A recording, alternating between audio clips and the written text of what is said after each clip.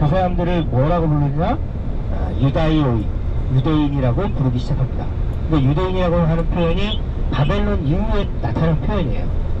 유다지파의 후예라고 하는 것이기도 하지만 실제적으로 우리 성경에서 유대인이라고 하는 표현이 나오는 것은 바벨론 포로 이후에 죄의 값을 치르고 돌아왔는데 본토에 돌아갔더니 거기 살고 있는 사람들은 그 땅 사람들이라고 표현하고 있잖아요. 근데 그 땅 사람들은 누구냐?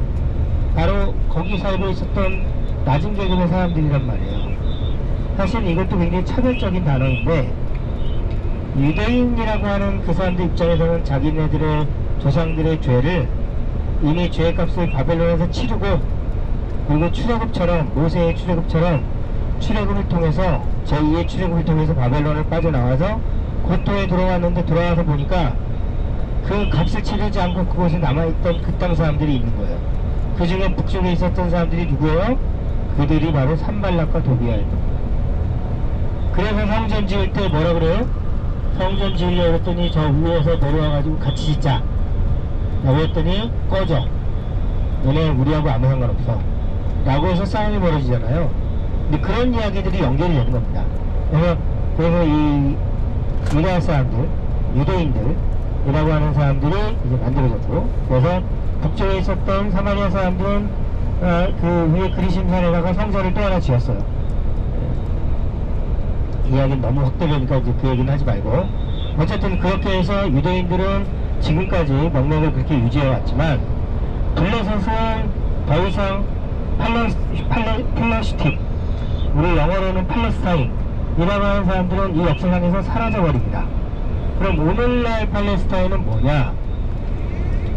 이제 유대인들이 로마에 대해서 대적을 해가지고 두 번의 유대혁명, 이스라엘 입장에서는 혁명, 이 로마 입장에서는 반란, 두 차례 반란이 이루어지는데, 첫 번째 1차 유대 반란이 언제냐면 AD 66년부터 AD 70년까지입니다.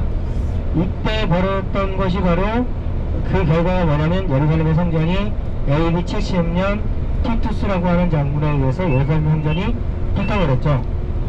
그게 제1차 유대 반란의 결과였습니다.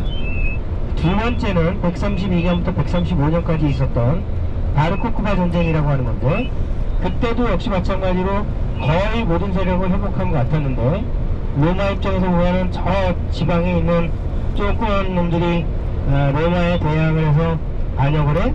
라고 해서 쳐들어오게 되니, 그때 황제 이름이 뭐냐면 하드리아누스 황제라고 하는 사람입니다.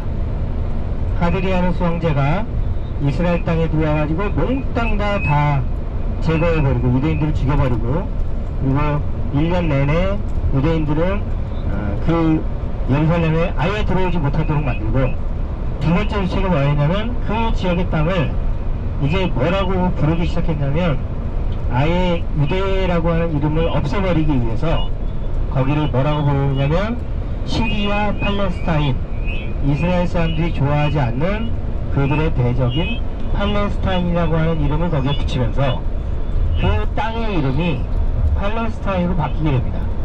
그래서 이 이름은 언제까지 사용되었느냐? 2차 세계대전이 끝나고 영국이 이스라엘의 독립을 허용해주는 그때까지 그 지역을 뭐라고 우리가 불렀냐면 팔레스타인이라고 불렀는데,